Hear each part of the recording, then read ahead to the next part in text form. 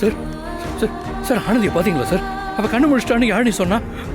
ஆமா அன்பு, ஆனந்தி கண் முழிச்சிட்டா. அவளால பேச முடியல, ரொம்ப டயர்டா இருக்கா. ஆனாலும் உன்னதான் தேடினா. நீ கோவிலுக்கு போயிருக்கன்னு சிஸ்டர் சொன்னாங்க. போ அன்பு, உடனே போய் ஆனந்தியை பாரு. உன்னை பார்த்தா அவ இன்னும் கொஞ்சம் தெம்பாயிடுவா. போ போ அன்பு.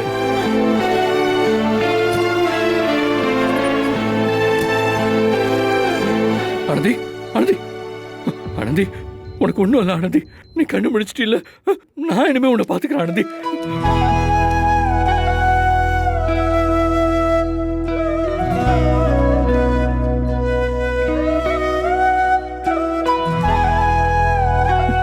ஆனந்தி, உனக்கு ஒண்ணும் இல்ல, நான் இருக்கேன் உனக்கு.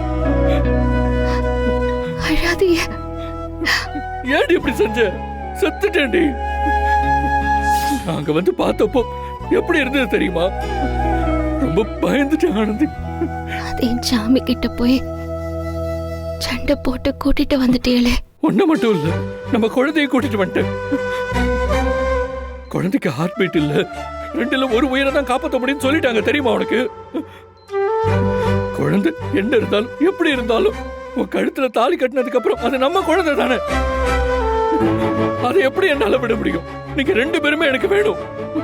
எல்லார்கிட்டயும் சண்டை போட்டேன், டாக்டர் கிட்ட, சாமி கிட்ட, ஏன் உன்கிட்டயும் தான். என்கிட்டயா? ஆமா, நீ தான் உன்னை காப்பாத்திக்கிட்டு திரும்ப வரணும்னு சொன்ன. நான் தான் வந்துட்டேன்ல.